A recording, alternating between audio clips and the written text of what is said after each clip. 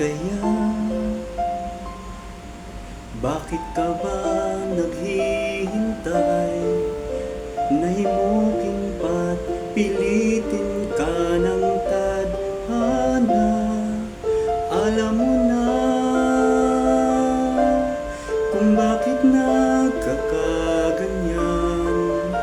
Lumulutang nasasayang ang buhay mo at ang ibinubulong ng iyong puso.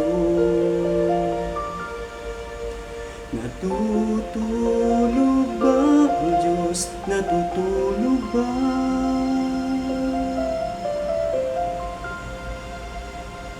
Ba't ikaw ay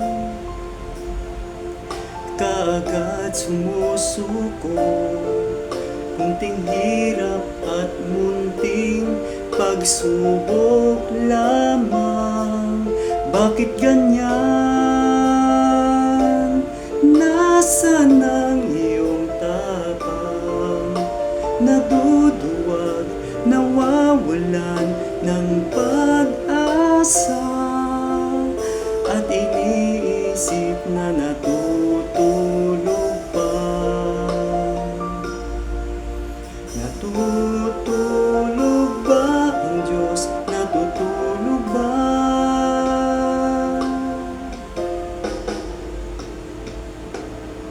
Sikapin mo't pilitin mong tibayan ang iyong puso. Tanging ikaw ang huhubog sa iyong bukas. Huwag mo sanang nakalaing natutulog pa ang Diyos. Ang buhay mo ay mayroong malaga sa Kanya.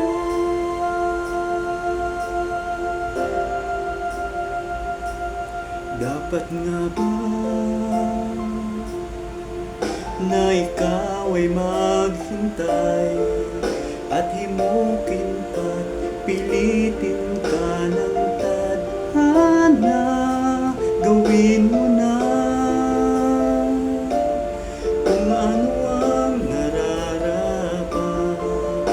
Magsikap ka at magtiwala sa may kapal. Nakahanda ang Diyos umalalay sa'yo. Hinihintay ka lang, kaibigan.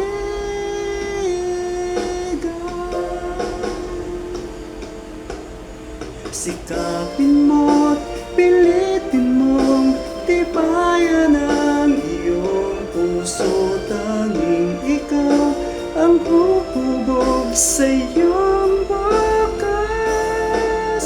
Huwag mo sanang makalaing natutulog pa ang Diyos.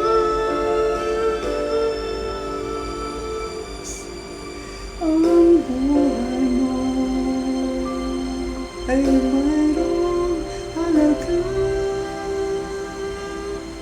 sa Kanya.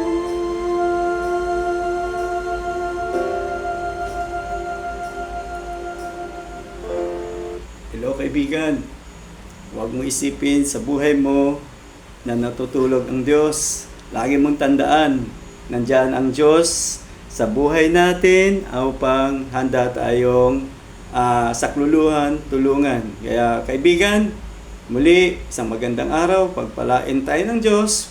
God bless.